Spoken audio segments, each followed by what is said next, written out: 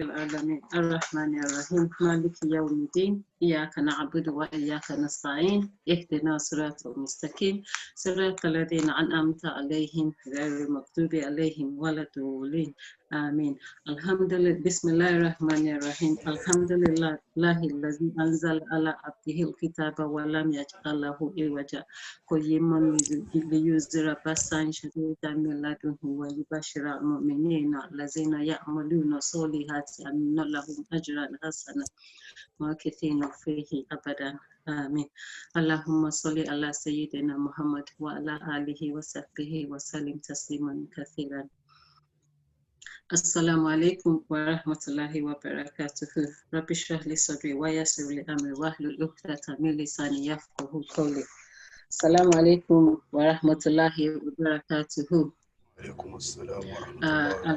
We give all praise and glorification to Almighty Allah who is not allowed to praise anyone but himself, and we send peace and blessings on Prophet Muhammad sallallahu alaihi wasallam. Whoever Allah guides cannot never be misguided, and whom he misguides cannot never find guidance. We ask Almighty Allah to keep us guided and steadfast on the straight path. Amin, amin, amin, ya Rabbal Alameen. Alhamdulillah, today we are going to continue. This is part 2 of Surah Kahf.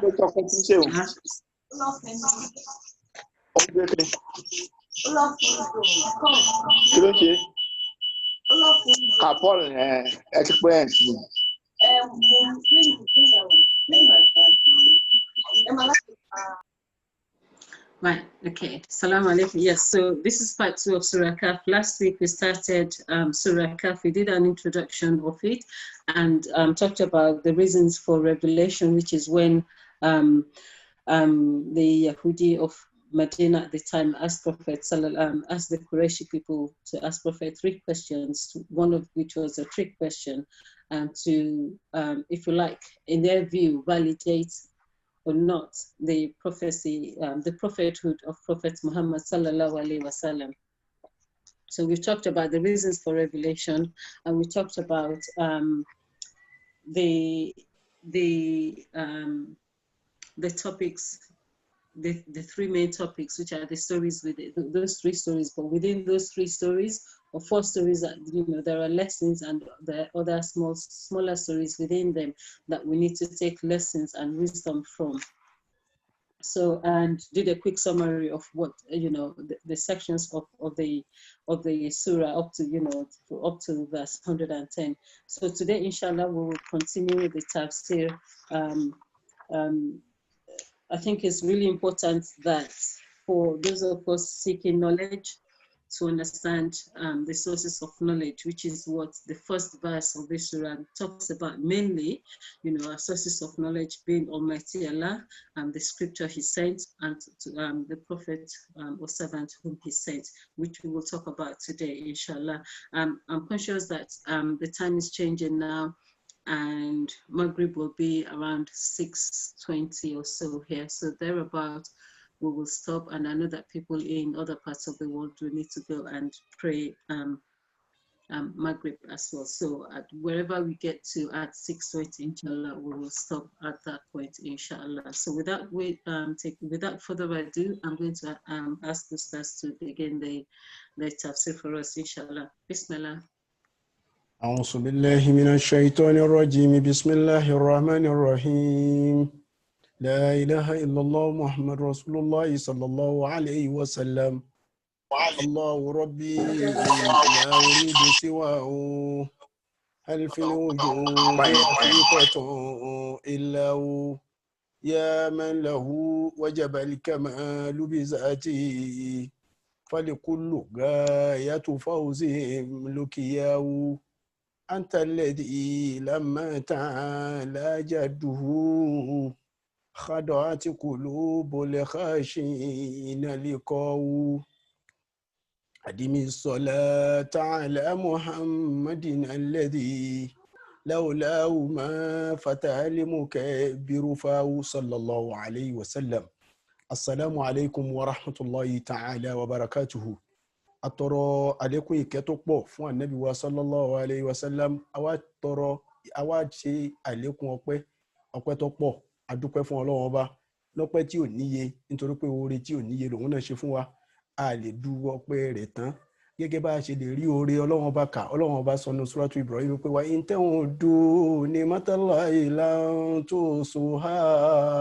tẹ́ bá fẹ́ ka oore mi Ọlọ́run ọba ẹ̀ tó bẹ́ẹ̀ innal insana ladhalumun kafar tẹ́ bá yẹ pọ́ mi èèyàn ó kàn yà láìmoore ní oore tẹ́mi Ọlọ́run ọba ṣe pọ̀ Ọlọ́run bó ti lóore rẹ̀ pọ̀ àwa náà dúpẹ́ lọ́pẹ́ tó pọ̀ tá a mọ iye ẹ̀ wọ́n ṣàgbà sọ àyè ọpẹ́ fún wa Safara Insight ọlọ́mọjọ bàjẹ́ broda Hakeem Abdul Hakeem ọlọ́mọṣà bá dúró tì yẹn kúṣẹ́ ara iṣẹ́ yín náà lẹ́tọ́ ti ṣe nísìn ẹ̀tọ́ ti post bẹ́ẹ̀ tí ń post síbẹ̀ Ọlọ́run bá san yín lẹ́san àfihàn àfìṣàdúrà fún gbogbo àwa tá à ń jọkùnrin àfi alájà ọláyíwọlá àfihàn dárúkọ àfihàn ẹ̀yìn ṣàdúrà fún gbogbo àwọn tó ń jóbìnrin Suratul Kafi eléyìí ní part 2 nínú àwọn nínú tafsiri tí à ń bá lọ ní orí ẹ̀ mo fẹ́ kí jazakillahu khairan ní ti fẹ́ béèrè gan-an ní ti fẹ́ sọ náà yẹn pé kí ẹ bá wa ṣí àkíní yẹn ṣe rí Suratul Kafi tá a fẹ́ tú yìí alájà Ọlọ́run bá mi san yín lẹ́san rẹ̀ ẹ sọ̀rọ̀ kánjò ní ọ̀rọ̀ náà ó sì gba kí èèyàn àfi kí ká ṣe kí ni ká lo ọ̀rọ̀ yẹn báwo ni ọ̀wọ́n ni wípé ẹni kóníkálukú wa ká mú seat belt wa ká dé kó lé dáadáa ìtumọ̀ ẹ̀ ni pé ká jókòó dáadáa ẹni tó lápòtí tó jọ pórí àpótí ló jókòó sí kó jókòó dáadáa ẹni tó jọ pórí ṣíà ló wà kó jókòó dáadáa ẹni tó jọ pé orí bẹ́ẹ̀dì rẹ̀ náà ló wà kó fẹ̀yìn lélẹ̀ dáadáa àní kanjú lórí súra yìí tá a bá ti ń débi sú àyà kọ̀ọ̀kan kódà bó jẹ́ bí sẹ́ńtẹ́ǹsì kọ̀ọ̀kan kódà bó jẹ́ bí wọ́ọ̀dù kan la bá dé tá a bá rí ẹ̀kọ́ kan jáde ńbẹ̀ á mú jáde fún wa àní fi nǹkan kan èyí pé ká torí pé à ń kanjú ká wá jáde ní balùwẹ̀ láì bomi sí orí àbẹ́sẹ̀ bí ó ti rí nìyẹn. أعوذ بالله من الشيطان الرجيم بسم الله الرحمن الرحيم الله الحمد لله الذي أنزل على عبده الكتاب ولم يجعل له عوجا قيما ibi tí ó dénú qayyiman ibẹ̀ yẹn lódìdí ọ̀rọ̀ ti pé Ọlọ́run ní alhamdulillah mo dúpẹ́ fúnra mi nígbà tó lọ́wọ́ bá fúnra rẹ̀ tó sọ pé mo dúpẹ́ alhamdulilayi mi ní dúró mbẹ̀ lọ títí àti sọ̀rọ̀ mbẹ̀ níjọ́ tá à ń ṣe suratul tá à ń ṣe tafsiri suratul Fatiha ẹni tó bá fẹ́ rántí tá a sọ kó padà sí ibẹ̀ òun àmọ́ àwọn nǹkan kan tá a sọ mbẹ̀ yẹn ń jò ní tí mo fẹ́ fi gígùn òun náà ni pé suratul Kafi yìí Suratul Kafi wà láàrin àwọn súrà márùn tá a kà níjọ́ ní wípé wọ́n bẹ̀rẹ̀ pẹ̀lú alhamdu ṣe wá rí súrà márùn yẹn ó ń jẹ́ ọ̀gá fún gbogbo àwọn àyà tó bẹ̀rẹ̀ pẹ̀lú alhamdu nínú alukur'an alhamdu ẹ wá lọ wo gbogbo ẹ̀ pátápátá tẹ bá wo ibi tọ́lọ́run ti sọ alhamdu tó jọ pé ó ti sọ alhamdu báyìí in tí ó tẹ̀lé alhamdu yẹn gẹ́gẹ́ bí tí mo sọ ń jò ní ọ̀rọ̀ ńláńlá kan iṣẹ́ ńláńlá kan tó ṣe pé kò sẹ́ni tó lè ṣe àfọlọ́hun kò sí ẹni tó lè ṣe àfọlọ́hun òun níṣẹ́ tí ó tẹ̀lé ló fi já sí pé Ọlọ́run bá fi ń dúpẹ́ fúnra ẹ̀ ìfi yinra ẹ̀ ń kíra ẹ̀ ń gbéra ẹ̀ tóbi ń dúpẹ́ fúnra ẹ̀ ìpè bẹ́ẹ̀ bá ṣe lẹ́fẹ̀ẹ́ ẹ fẹ́ dúpẹ́ fẹ́mi Ọlọ́run ọba ẹ lè dúpẹ́ fẹ́mi Ọlọ́run ọba tó bí ń ti dúpẹ́ fúnra mi lójú ní alhamdulilayi Ọlọ́run bá a ti mọ ọpẹ́ rẹ dú tóun bó ti níwọ náà ló lè dúpẹ́ fúnra rẹ adúpẹ́ fún ẹ bẹ́ẹ̀ náà wọ́n ṣàgbà sí ọpẹ́ fún wa alladhi anzala ala abdil kitaba Ọlọ́run wa lu alladhi ó ti lu alhamdulilayi ṣe é rántí jọ́ tí mo tá à ń sọ̀rọ̀ ayatul kursi tí mo ní Ọlọ́run lo Allahu tó jẹ́ noun ó wá lo pronoun ní Allahu noun la ilaha illa ó wá ní huwa tí ń jẹ́ pronoun ẹ̀wọ̀n tó tún lò mí báyìí náà kò tiẹ̀ wá lo pronoun bí klọ́ọ̀ṣì nǹkan kan tá mọ̀ọ́súlì là ń pè ní òde lárúbáwá ó dà pé tí n bá gbàgbé klọ́ọ̀ṣì làwọn olóyìnbó là ń pè òun ní nǹkan kan tá a fi so nǹkan papọ̀ àlẹ́zí tó ṣe pé nǹkan tí wọ́n yọ látara nǹkan ọ̀rọ̀ kan tí wọ́n ti sọ tẹ́lẹ̀ so nígbà tá a sọ nísìnyí pé Allahu ó ti sọ pé Allahu alẹ́dí yẹn náà òun lẹni tó òun ní alẹ́dí yẹn lọ bá ọ̀rọ̀ kan tó ti sọ sẹ́yìn ibi tá a bá ti gbọ́ alẹ́dí ọ̀rọ̀ kan tó ti sọ sẹ́yìn òun ló ń dá padà sí ó wá ní àlà abudi alẹ́dí anzala ẹni tó ṣe wípé ọpẹ́ ni fún ẹni tó ṣe wípé anzala ó sọ̀kalẹ̀ àlà abudi yìí sórí ẹrú rẹ̀ alikitaba tírà wàlámù yaj'al lahu iwajan qayyiman ó wá ní kò sí, ó ní òun ò sì fi nǹkan kan ní nǹkan tó ṣe pé èébú bóyá nínú kẹ́límọ̀ òun nínú gbólóhùn tí ń bẹ nínú alukurani nínú àwọn wọ́ọ̀dù tí ń bẹ nínú alukurani ó ní kò sí mistake ń bẹ inú àwọn sentences tí ń bẹ nínú alukurani ọlọ́run ní ò sí mistake ń bẹ inú àwọn words tí ń bẹ nínú alukurani ọlọ́run ní ò sí mistake ń bẹ inú àwọn alphabet tó wà nínú alukurani ọlọ́run ní ò sí mistake ń bẹ kódà débi wíwọ́ rẹ̀ lásán ọlọ́run bá ní kò sí mistake ń bẹ walam yaj'al lahu iwaja èmi ọlọ́run ọba ò fi mistake kankan síbẹ̀ mo ṣe ó wà imperfect kìíní gbogbo ẹ̀yin tẹ́ ẹ̀ bá ń kọ nǹkan gbogbo ráìtà láyé yìí wọ́n mọ̀ kọ́ ṣe látara alukurani ni. alhamdulillahi alladhi anzala ala abdihil kitaba qayyiman ṣẹ̀rí ẹ wá wo ọlọ́run nísìn kí n tó lọ́mọ̀ yẹn mo ní mo fẹ́ máa sọ̀rọ̀ lórí níta ń pè ní abudu mo sọ fún alájà ní àìpẹ́ yìí pé nígbà kí ló mọ́ ọlọ́run tó pe ànábì ní abudu ń bẹ̀ yẹn alhamdulillahi alladhi anzala ala abudihi ó ní abudu. So mo fẹ́ kí a lọ mọ̀ yìí pé gbogbo oyè pátápátá níwájú ọlọ́run kò kọjá abdullahi o gbogbo oyè pátápátá níwájú ọlọ́run oyè wo ló ga jù níwájú ọlọ́run ọ̀wọ́n ni abdullahi o gbogbo èmi ni shehu èmi ni kútùbù èmi ni gáúsù èmi ni jinnu èmi ni kinní kan gbogbo oyè tó bá léwu ká fúnra wa abdullahi ló ga jù lọ́dọ̀ ọlọ́run tó kí ló ní tàbí sọ bẹ́ẹ̀ ẹni ìṣáwò òun ni ẹ tẹ̀lé mi ká lọ broda akim kọlọmọṣà bá wa san yín ní ẹ̀san rẹ̀ ó pe ọlọ́run pe ànábì ní abudu ń bíbà yìí níbẹ̀rẹ̀ súra yìí ó ní àlá abudi yìí alikitaba ó dẹ̀ tó pe ní suratul alaq ó ní abudan ìsásọ̀lá ẹrú kan ìsásọ̀lá nígbà tí ń kírun ó pè lẹ́rú bẹ̀yẹn náà àtàwọn bòmí tó ti pè ní ẹrú nú alukurani ànábì nuhu alayhi salatu wa salam ẹ lọ wọnú Quran 17 verse 3 suratu Isra'i tó wá síwájú súra yìí ó ní innahu kana abdan shakura ẹrú ló pa ànábì Nuhu alayhi salatu wassalam ẹrú ló pe ànábì Nuhu ẹ lọ wọnú suratu Kahfi tá wà yìí náà Quran 18 yìí verse 65 ó ní fawajada abdan min ibadina abdan ó pe ànábì Khidir ó pe lẹ́rú ẹ mọ ọ̀rọ̀ yìí mo ìtafẹ́ mú jáde bẹ́ẹ̀ á padà ṣàlàyé ẹ̀ níbẹ̀ yìí o àti tọ́lọ́wọ́n ọba tó mú ọlọ́wọ́n ọba tó fi pe ànábì ní abudu ó ti lè pé kó sọ pé alhamdulillahi alladhi anzala ala muhammadin al-kitaba àbí kó sọ pé alhamdulillahi alladhi anzala ala rasulihi al-kitaba kí ló dé tí ò lo rasul kí ló dé tí ò lo nàbí ṣé bó ti ń lo nàbí inú alukurani tẹ́lẹ̀ ó lo nu suratul adhab ṣé bó lo rọ̀súlù tó pọ̀nù suratul A'raf ó wá pè ní abudu bíbá yìí ó pè ní abudu nígbà tí iṣẹ́ tóbi tó fẹ́ ròyìn prọfẹ́sì tó gbélé lọ́wọ́ ó wá pè ní abudu ó pè lẹ́rú tó ṣe pé ẹrú yẹn òun ló kéré jù lọ́dọ̀ èmi àti ẹ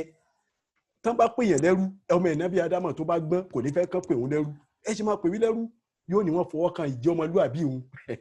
àbẹ́ẹ̀rí àbí kí lásọ kóníkálùkù wa náà máa dáhùn kí lásọ á sọ pé wọ́n fọwọ́ kan ìjẹ́ ọmọlúwàbí mi nítorí pé kí ni wọ́n pè mí lẹ́rú ọlọ́run wá fi ànábì lẹ́rú ó sì lóhùn lẹ́lòmíì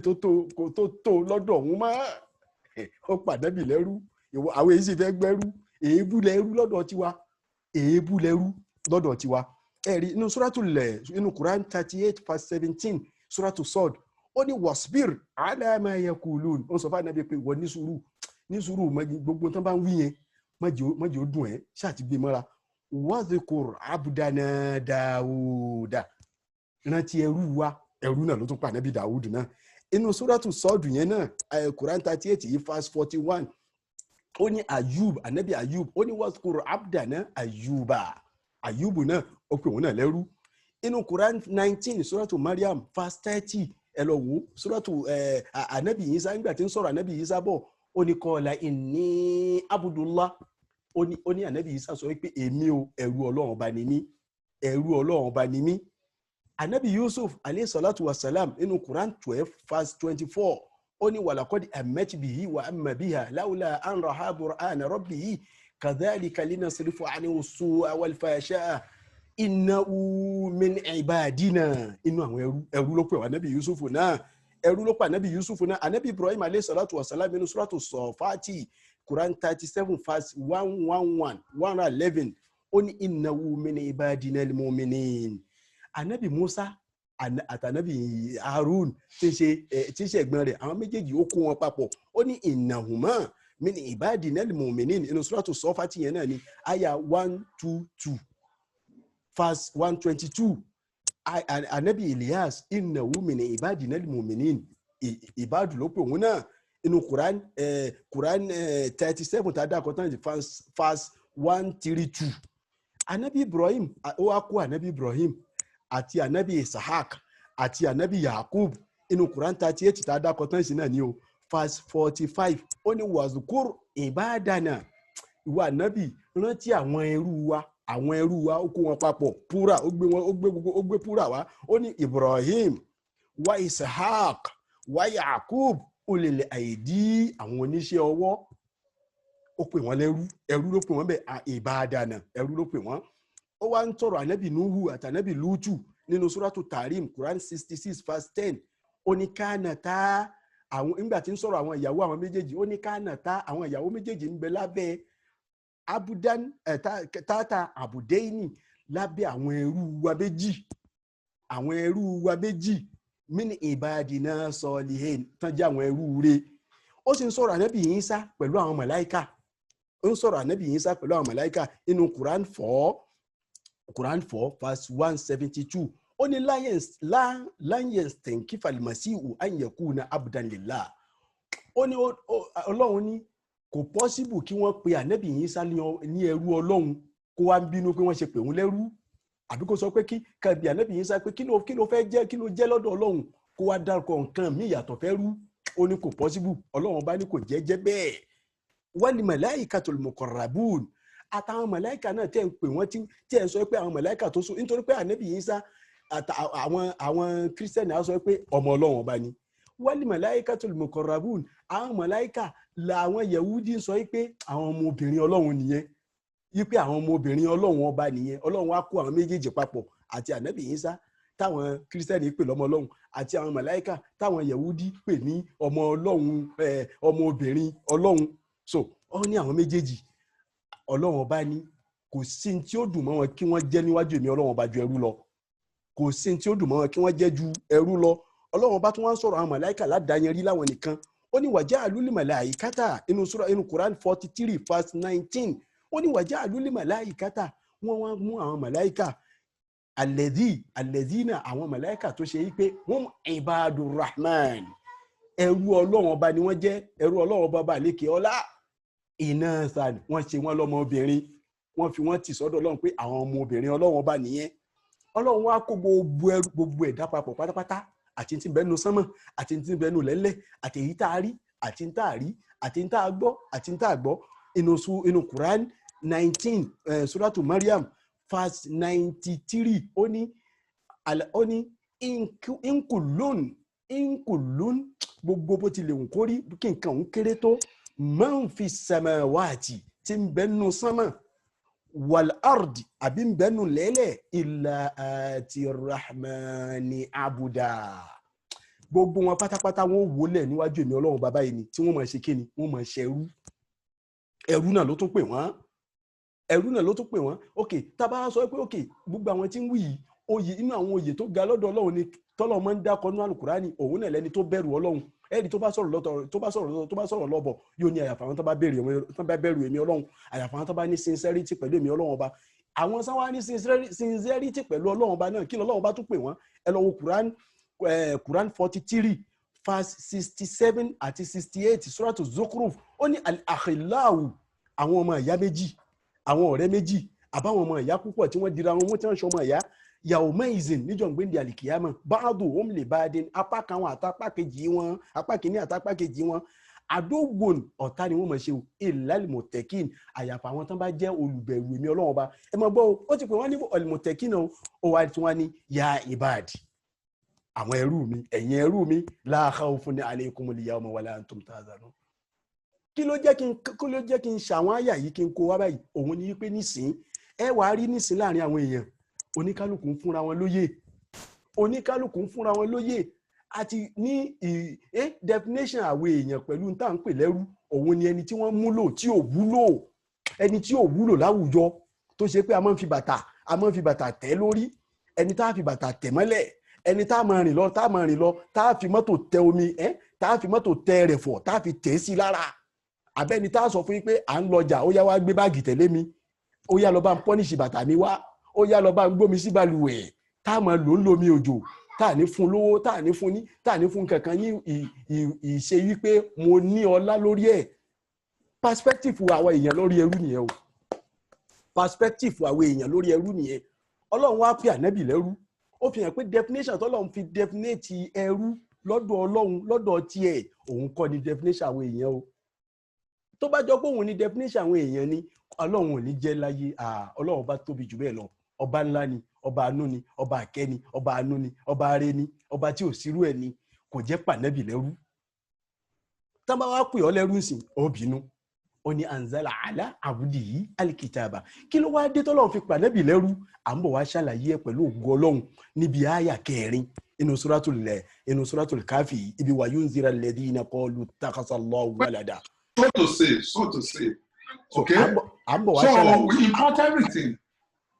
À ń bọ̀ wá ṣàlàyé pẹ̀lú ògo Ọlọ́run, ó pè lẹ́rú níbẹ̀ yẹn. So in short bẹ́ẹ̀, ó wá ní ala abdi ilkitaba, ó ní alikitab, ó pe alukurani ní kitab. Kí ló tí ò dákọ̀ kurani gẹ́gẹ́ tí gbogbo èèyàn ti mọ̀ tó jẹ́ orúkọ tó gbajúmọ̀, kó sọ pé alhamdulillahi alladhi anzala ala abdi ilkurana. Ṣé mọ̀ oníkálùkù ní máa wá kí, àmọ́ ó pe ní kitab. Kí náà dẹ́ ń pè ní kitab ní definition táwọn àfáà orúkọ tọ́lọ́run fún alukurani orúkọ rẹ̀ pọ̀. Níjọ́ mi a pè ní kitab, ìjọ́ mi a pè ní kurani tó gbajúmọ̀, ìjọ́ mi a pè ní alkalam, ó pọ̀ ní alukurani, ìjọ́ mi a mọ̀ pè ní ìmọ́lẹ̀ nur, àbí kó pè ní hudan, ó pọ̀ ní alukurani, àbí kó pè ní furqan, èyí tí ń ya irọ́ láàrin òdodo, gẹ́gẹ́ bó ṣe pè ní suratul Baqara níbi ọ̀rọ̀ àwẹ̀, àbí kó pè ní zikir, ìrántí, àbí kó pè ní mubin, òun ni tó hàn, àbí kó pè ní alhikma, wisdom, àbí kó pè ní alwahyu, wáyù, òun ni wáyì tí fi ránṣẹ́ sáwọn, àbí kó pè ní muhaimin ní zofilant àbí nǹkan tí n bá gbàgbé. So ẹni tó jọ pé òun ni ó máa sọ pé ṣé báwo ni kí ni Táyé ń ṣe, kí ni Kẹ́hìndé ń ṣe, iṣẹ́ tí wọ́n ṣe yìí dá, èyí tó ṣe yìí ọ̀dá.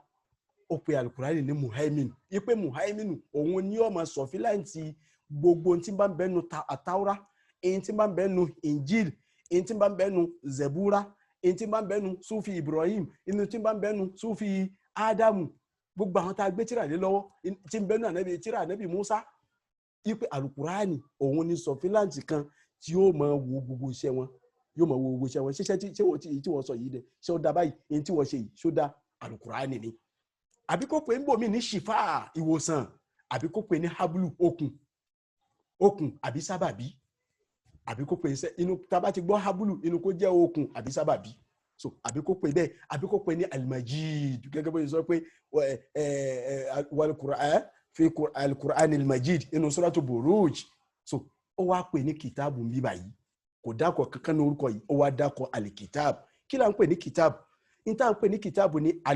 alladhi yujma'u fi al-huruf, èyí tí ó ṣe pé à ń kó àwọn alphabet tá a kó jọ. Ní tá bá ti jọ pé a mú báyìí, a wá kó àwọn àràfí, àwọn alphabetic, àkó sínú ẹ̀, àkó síbẹ̀, à ń kọ́ síbẹ̀, wal kitab, a sì ń kọ nǹkan sínú kinní yẹn, à ń kọ nǹkan síbẹ̀, yujma'u fi anwa' minal ulum, à ń kó àwọn oríṣiríṣi ìmọ̀, social study àkó sínú ẹ̀, àmúwèé nísìn mo á bẹ̀rẹ̀ sí kọ social study mi, mò ń kó sínú ẹ̀. Níjọ́ tó wà ní ìwé lásán kò tí ì di kitab, kí la pè á pè ní exercise book náà ni, but kò tí ì di kitabu tí alukurani gẹ́gẹ́ mí ní bí, nítorí pé tá a bá rí ìwé lásán báyìí tá a kọ nǹkan kan sí, ó yàtọ̀ fẹ́ yìí tá a ti kọ nǹkan sínú ẹ̀. Alikitab òun lèyí tá a ti kọ nǹkan sínú ẹ̀, tá a ti kó nǹkan sínú ẹ̀, tá a ti kó àràfí sínú ẹ̀, tá a ń kó àwọn kíni àwọn oríṣiríṣi ìmọ̀, social study, home economic, algebra, handasa, gbogbo ẹ̀. So gbogbo àwọn ọmọ yìí tá a kó sínú ẹ̀, tá a wá ń kó sínú ẹ̀, wal qisas, àti àwọn ìtàn tá ń kọ ìtàn sí, ìwé ìtàn, wal akhbar, àti àwọn ìròyìn, wípé ìròyìn kan ṣẹlẹ̀ níbí báyìí o, ìkan ṣẹlẹ̀ ní China o, ìkan ṣẹlẹ̀ ní kinní kan o, ibi táwa kọ sí, tá ń kó sí, òun náà ń pè wal ayat, àti àwọn àmì, tá a kó àwọn nǹkan àmì síbẹ̀, àbí ká sọ pé ayat àyàtù àbí ká sọ pé àwọn fasis tá a kó àwọn fasis tá a kó síbẹ̀ wal ahkam àbí tá a kó àwọn òfin tá a kó sínú ẹ̀ ala awjuh makhsus léyìí tó jẹ́ àdáyanrí tá a wá kó gbogbo àwọn kinní tá a kó sínú ibì kan tá a wá gbé báyìí tó ti dodidi báyìí òun náà ń pè ní alikitab. ẹ wá wo gbogbo ìròyìn tí mo dákọ kalẹ̀ yìí èwo ni ò sínú alukurani bẹ́ẹ̀ èwo ni ò sínú ṣárafi ni ò sínú alukurani ni alphabet òun nìyẹn o ìpèsè kò sínú alukurani ni sentences ni ò sínú alukurani ni words òun ni ò sínú alukurani ni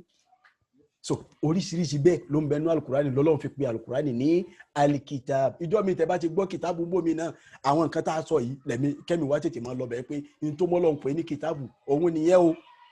nìyẹn o so tá a bá jẹ́ ìtàdé ń pè ní kìtàbù yẹn náà ó jẹ́ nǹkan kan tó ṣe pé ẹni tí ó bá jẹ́ olùkọ́ nǹkan dáadáa òun ni ẹni tó ṣe pé ọwọ́ rẹ̀ ó máa lọ yóò máa bọ̀ lórí ẹ̀ nítorí pé níta bá kọ mo sọ̀rọ̀ kan jò ní tá a bá gbàgbé ìjọ tá à ń ṣe tẹ̀fsírì ìkírà kọ́ ni tí n bá gbàgbé mo mú ọ̀rọ̀ Abdullahi ibn Abbas kan wá tó ń sọ pé alikitab ó ní tá à ń pè ní alikitaba ìmọ̀ kọ̀ọ̀kan òun ó ní ibi ìkọ̀ọ̀kan yẹn láti mọ ẹni tó lọ́gbọ́n ṣẹmọ̀ tí n bá kọ̀ọ̀kan kalẹ̀ ẹ̀sìn ẹni tó mọ nǹkan kà yóò wò pé ẹni tó kọ̀ọ̀kan yìí bẹ́ẹ̀ nìyí ti rí nì ló fi jọ pé lọ́dọ̀ àwa tá a jẹ́ kínní àwa ará yunifásitì yìí ibi nǹkan kíkọ lásán báyìí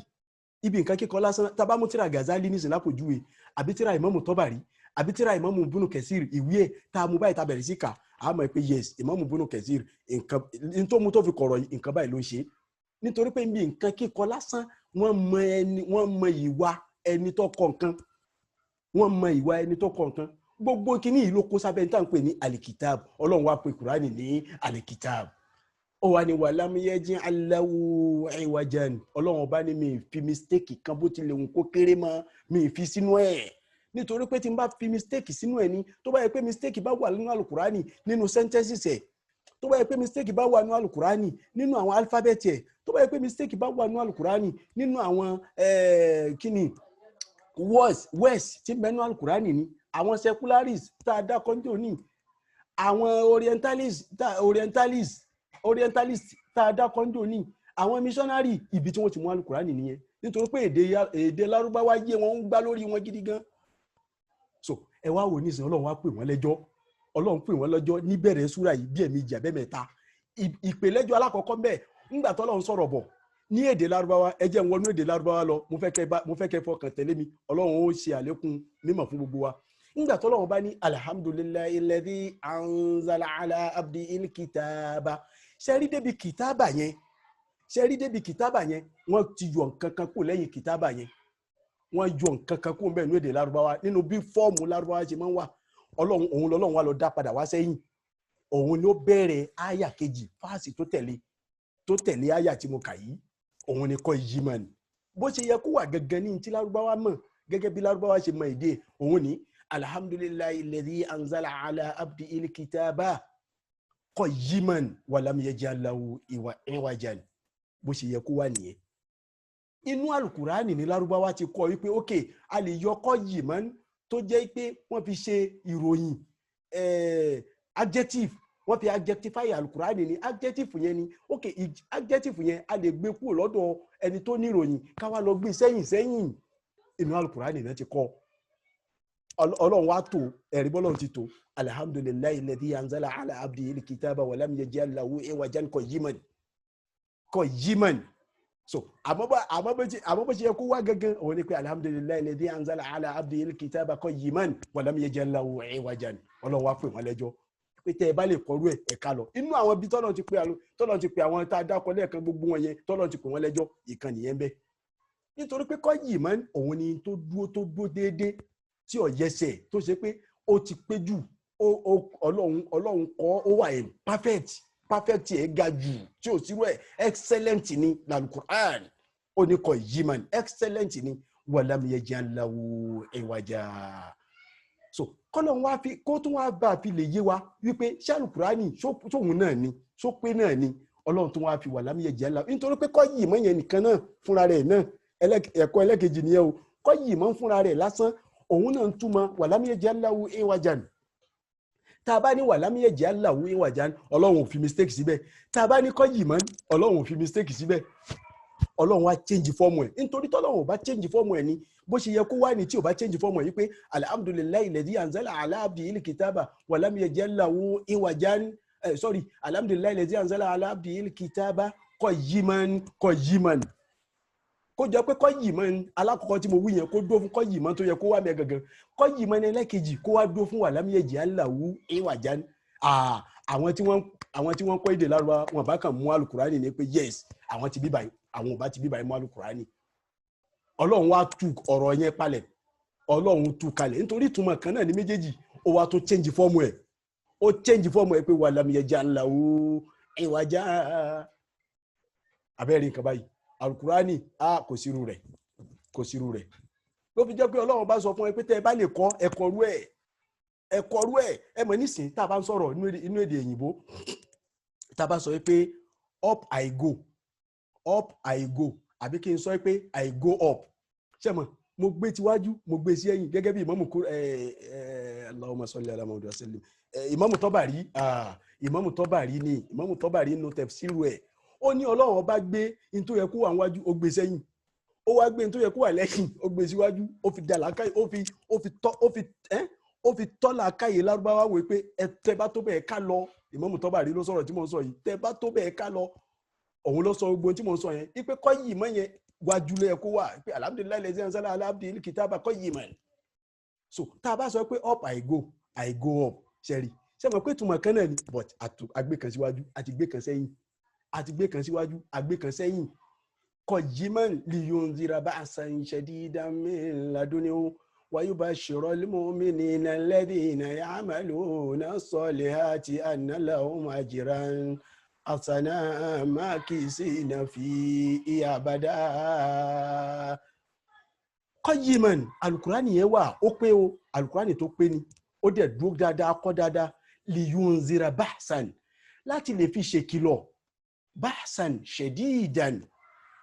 láti lè fi ṣe ìkìlọ̀ níbí báyìí náà nígbà tó lọ́n sọ pé liyunzira ṣe rí láàmù tó wà lára liyunzira yẹn òun ni pé lam of purpose òun là ń pè ní èdè Lárúbáwá lam of purpose lamali bẹ́ẹ̀ náà ni lam of purpose in tó mú wa ṣe nǹkan sábàbí tó mú wa ṣe ibẹ̀ yẹn náà ẹ wá wò ńgbà tọ́lọ́run lè yúnzìrà yẹn ọlọ́run ti sọ ńgbà tí ó máa lo yúnzìrà lẹ́ẹ̀kejì níbi àyà tí ó máa tẹ̀lé àyà karùn-ún kọ́ nìyẹn ó wá yọ láàmù yẹn kúrò bẹ́ẹ̀ nítorí tí ó bá yọ láàmù yẹn inú tí wọ́n bá fi mú àlùkùránì ìkànnà ìyẹn náà jẹ́ kan ó fi síbi tà lákọ̀ọ́kọ́ wípé onílàákàyè òun là ń bá sọ̀rọ̀ kò ń ṣe ní tí làákàyè ò pé ló fi jẹ́ pé ẹni tí ó ka àlùkùránì tí ó lọ ẹni tí ó bá lọ́gbọ́n bó bá ṣe lọ́gbọ́n sínú àlùkùránì bẹ́ẹ̀ náà ló ṣe máa rí àwọn ìmọ̀ rẹ̀ sí. ó ní liyunzira ká lè bá a fi ṣe kìlọ̀ ló jẹ́ àṣẹ àlùkùránì ní tó pé liyunzira ba'san ìyà láti lè fi ṣe ìkìlọ̀ ìyà ńláńlá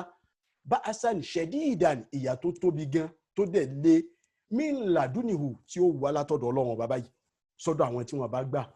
min ladunihu wa yubashshirul mu'minin yóò wà látọ̀dọ̀ Ọlọ́run bá sọ́dọ̀ àwọn tani sọ́dọ̀ àwọn ẹni ibi ẹwọ tọ́lọ́run tó ṣe ń bẹ̀ wọn náà ó ní wà yunzira ba'san shadidan min ladunihu ẹwọ bẹ̀yẹn sìn ibi min ladunihu yẹn nísìn ọ̀rọ̀ àwọn ẹni ibi ló sọ débẹ̀ onílàáká yóò wà máa béèrè pé ó ń gbà tọ́lọ́run sọ pé kán fi ṣe kìlọ̀ ìyà fún tani àmẹ́ni tán fẹ́ fi ṣe fún yóò dákọ̀ iṣẹ́ tá a fi àlùkùránì ṣe kò dákọ̀ àwọn tí wọ́n fẹ́ ṣe é fún ó tọ́jú ẹ̀ pamọ́ dìgbà kan ó tọ́jú rẹ̀ pamọ́ dìgbà kan gbogbo tí mò ń sọ yìí alukurani ni ara alukurani làwọn Lárúbáwá ti kọ́ ìgbà tá alukurani sọ kalẹ̀ ni ó wá ní wayubashshiral mu'minin alladhina ya'maluna salihati ẹ̀wò yín náà nísìn ó ní wayubashshira in tó yẹ kó wí ni pé waliyubashshira kó gbé láàmù yẹn wá padà àmọ́ alukurani àníṣe ń kọ́ àwọn Lárúbáwá lẹ́kọ̀ọ́ ni gbogbo ráìtà pátápátá ìwọ tó bá mọ nǹkan tó jọ pé ráìtà ni ọ láyé gbé súrátùl káfí kó gbé kalẹ̀ báyìí kó máa wù pẹ̀lú làákàyè rẹ̀ ó rí i pé yóò tọ́ sọ́nà bó ṣe kọ̀ọ̀kan gbé alukurani lápapọ̀ kó gbé síwájú pé ok mo fẹ́ wo alukurani mo fẹ́ mú alukurani as example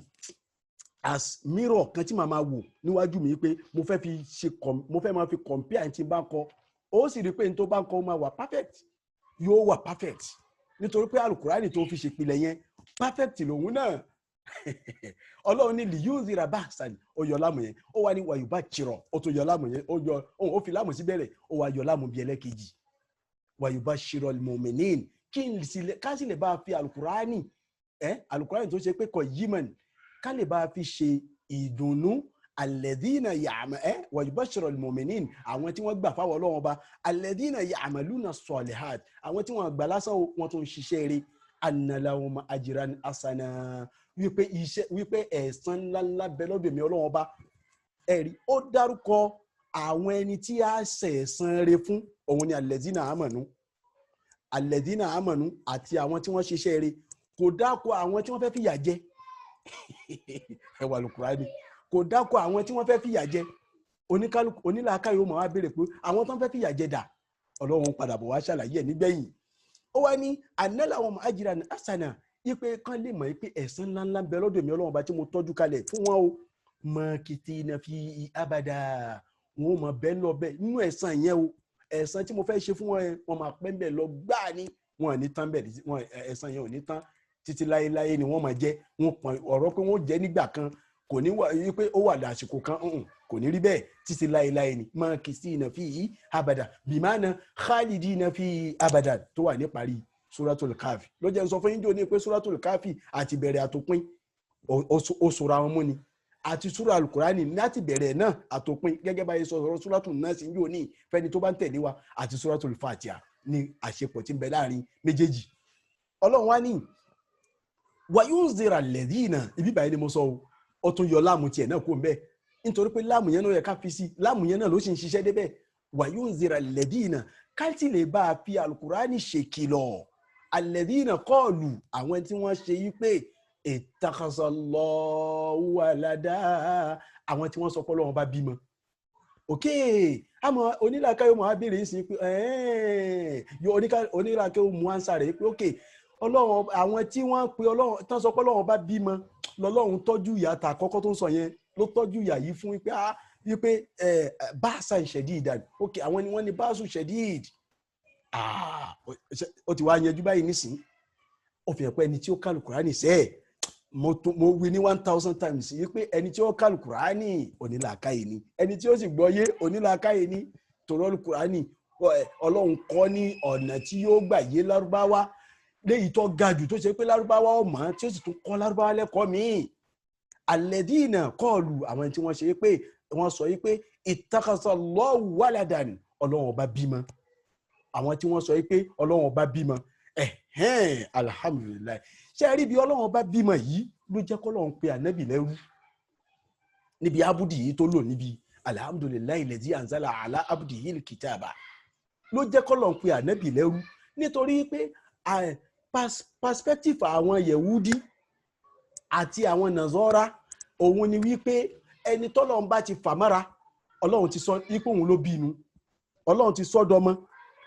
ẹ̀rí kíní yẹn ló ṣe wọ́n tí wọ́n fi pànẹ́bì Ìsá lọ́mọ Ọlọ́run wọ́n pe Uzairu tó tọ́lọ́run pìtàn rẹ̀ sínú Suratul Baqara wọ́n pe lọ́mọ Ọlọ́run Uzairu wọn lọ́mọ Ọlọ́run ànẹ́bì Ìsá wọn lọ́mọ Ọlọ́run àwọn kíní àwọn Yẹ̀wúdí àwọn ni wọ́n pe Uzairu lọ́mọ Ọlọ́run àwọn Nasara àwọn náà pe ànẹ́bì Ìsá lọ́mọ Ọlọ́run so àwọn méjèèjì yìí nísìn wọ́n ti gbà yí pé ẹni tọ́lọ́run bá ti fàmọ́ra lọ́mọ Ọlọ́run tí wọ́n bá bá wá pé ànábì náà lọ́mọ Ọlọ́run Ọlọ́run wa ni abudi yìí Ọlọ́run pé abudu ni ok ipò kanadẹ ló ń bẹ láàrin ànábì Ìsá àtànábì Mùsá àtànábì Muhammad sallallahu alayhi wa sallam àtàwọn ànábì tó kù lọ́dọ̀ Ọlọ́run ok tá a bá ti tẹ abudu lóhun lé lórí ìsìn ànábì tá a la fẹ́ràn yìí tá a bá ti tẹ abudu lé lórí ok yóò tètè mọ yóò nílà káyẹ pé ok ntòmẹ́lẹ̀ tó jẹ́ abudu ó fi hàn pa abudu làwọn tó kù náà ó fi hàn pábúdù làwọn tó kù náà lọ́lọ́run fi ń ṣàlàyé níbẹ̀ yẹn lọ́lọ́run fi ń ṣàlàyé ẹ̀ níbẹ̀ yẹn pé ẹrú ni gbogbo wọn pátápátá ẹrú ni so kọlu takasallahu walada kí nìyẹn ló ṣe àwọn Yẹ̀wúdí kó lè tó yé wa wọ́n ní nánú abnahullah wa ahibba'uhu àwa o ẹrú wọ́n nánú abnahullah ọmọ Ọlọ́run ọba ni wa ahibba'uhu àtọlólùfẹ́ rẹ̀ àtolólùfẹ́ rẹ̀ lọ́lọ́run bá fi fún wọn lésì nínú pé kí ló dé tó jọ pé wọ́n fi ń jẹ yíyà ṣé èèyàn wà jẹ ọmọ èèyàn nítorí pé ó ṣẹ̀ ẹ́ ọlọ́run gba ọ̀rọ̀ wọn tí wọ́n sọ yẹn ọlọ́run gba dànù pé ìrọ̀lẹ́ ń pa. ó wá ní ma lahum bihi min ilmin ma lahum kò sí fún wọn bihi pẹ̀lú tí wọ́n ń sọ yẹn wípé ọlọ́run bímọ min ilmin nínú ìmọ̀ kan kò sí fún wọn.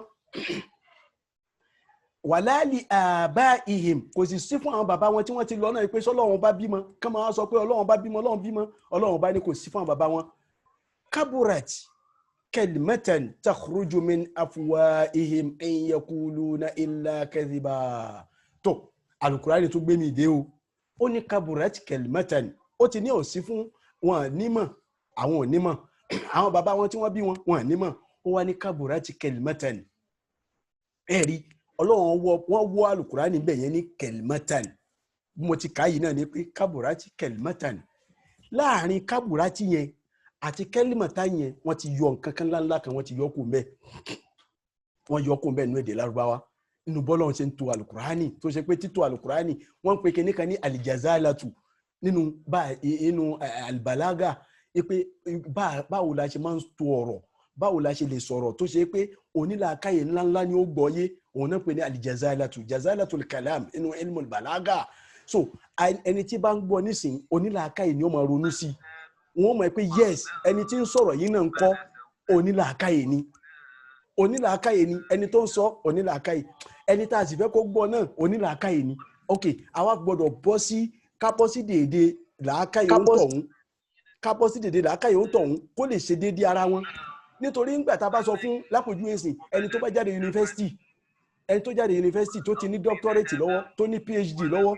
àbó ní professor lọ́wọ́ ó ti ní professor so àwa ni kó lọ máa kọ́ àwọn ọmọ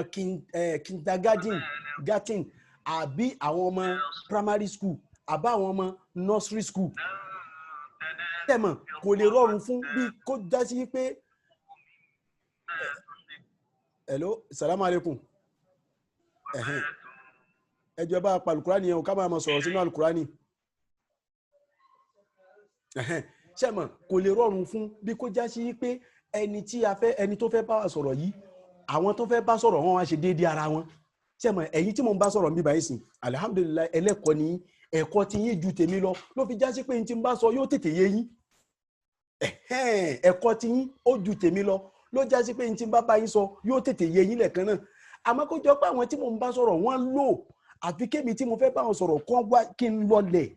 kí n lọ sísàlẹ̀ pátápátá kí n lè ṣe déédéé wọn. ok ọlọ́run wá fẹ́ bá àwọn lárúbáwá sọ̀rọ̀ tó ṣe pé wọ́n mọ nǹkan kọ àwọn lárúbáwá tó jẹ́ lárúbáwá àwọn lárúbáwá yẹ̀wúdí àwọn lárúbáwá nàṣọ́ra àwọn lárúbáwá oríṣiríṣi káàkiri àgbáyé ọlọ́run wá fẹ́ bá wọn sọ̀rọ̀ ìwọ́n ń bá wọn sọ̀rọ̀ níbi làákàyè wọn ṣe ga tó yẹn wọ́n ń gbé wọn lókè ń fà wọ́n lọ ó ní kábùrátì kẹ́lìmẹ́tàn ọ̀rọ̀ tí wọ́n ń sọ ọ̀rọ̀ yẹn tóbi bó ṣe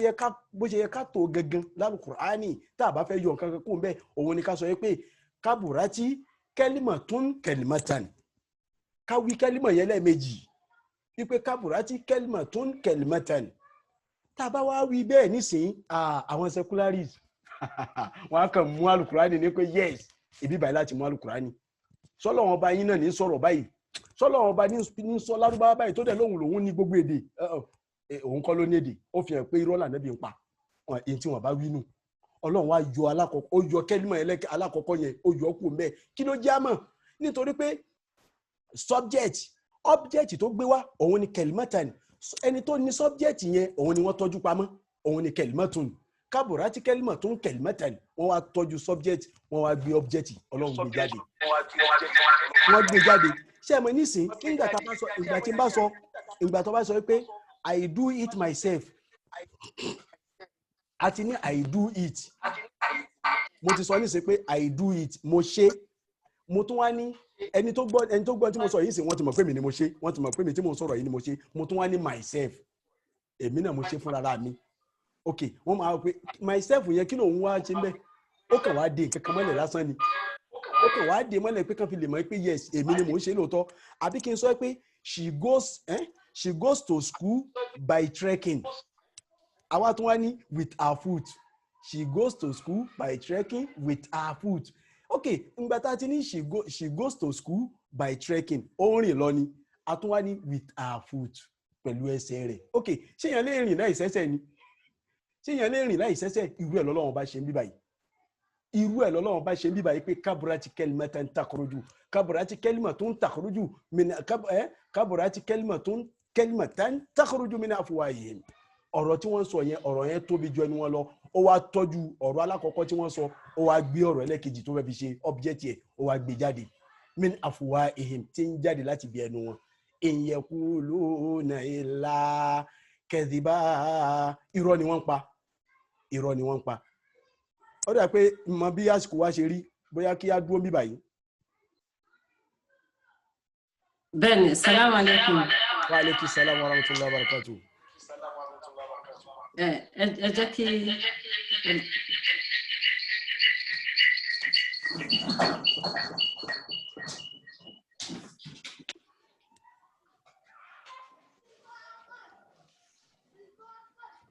salaam alaikum. Wa alaikum salam wa rahmatullahi wa barakatuh. Maghrib ti wọlé so ẹ jẹ́ kí a dúró níbí báyìí ṣùgbọ́n ká kàn summarize ká tó lọ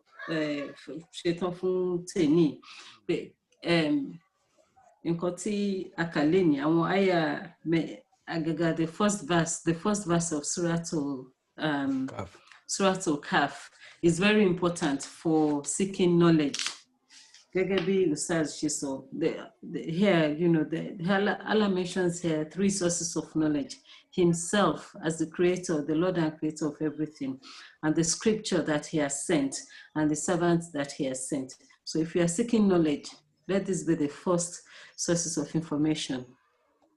or sources of knowledge, because it contains everything from science to linguistics, from anything. You find it in here. And we find in these 3 verses that we've talked about today, how the fact that the Qurayshi people took pride in their linguistic and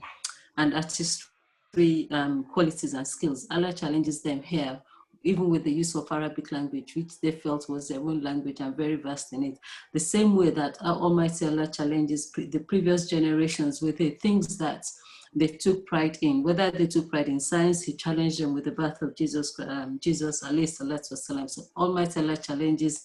the Qurayshi here with their linguistic pride in the Arabic language. And also,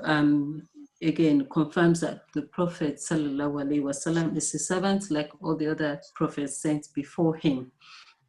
And they were all sent with scriptures from Almighty Allah. So we find here the importance of knowledge, the importance of seeking the correct knowledge, and the fact that the Almighty Allah has created the Quran as a complete book. There is nothing,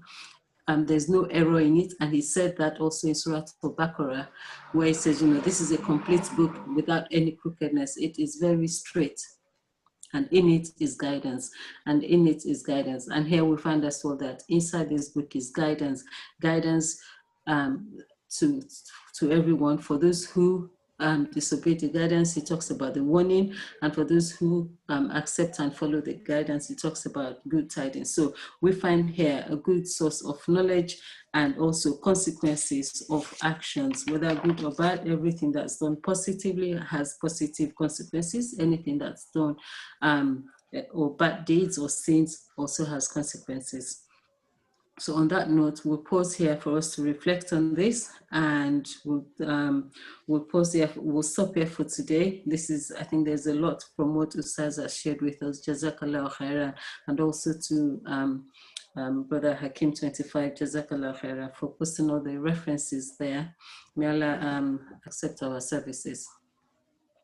Accept this as ibadah from all of us. Amen. So on Monday we will continue with our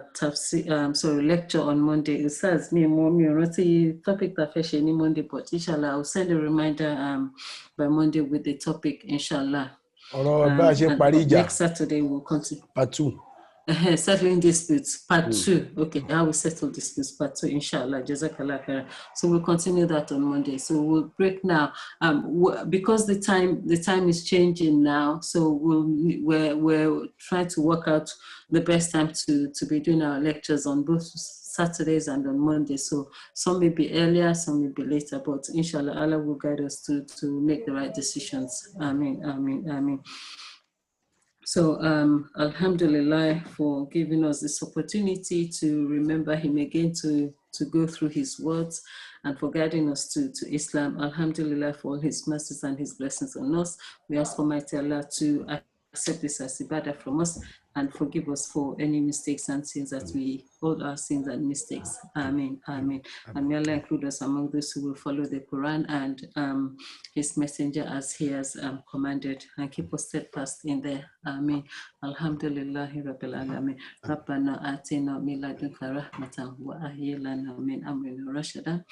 Rabbi zidna ilman, Rabbi zidna ilman, Rabbi zidna ilman. Allahumma inna nas'aluka ilman nafi'an wa rizqan tayyiban wa amalan mutaqabbalan. Allahumma inna nas'aluka al-huda wa tuqa wal afafa wa ghina. Rabbana atina min ladunka rahmatan wa hayyi lana min amrina rashadan. Rabbana taqabbal minna innaka antas samiul alim. Rabbana taqabbal minna innaka antal mujibud du'a. Rabbana atina fid dunya hasanatan wa fil akhirati hasanatan wa qina azaban nar. Tawaffana musliman walhiqna bis salihin. Allahumma arzuqna bi qawli la ilaha illallah Muhammadur Rasulullah sallallahu alaihi wasallam. Alhamdulillah, alhamdulillah, alhamdulillah rabbil alamin. Allahumma salli ala sayyidina Muhammad wa ala alihi wa sahbihi wa sallim tasliman kathiran. Subhana rabbika rabbil izzati amma yasifun. Wassalamu ala mursalin walhamdulillahi rabbil alamin.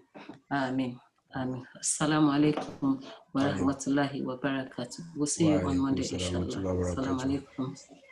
Alaikum assalam wa rahmatullahi wa barakatuh. Jazakallah khair. Also, inshallah.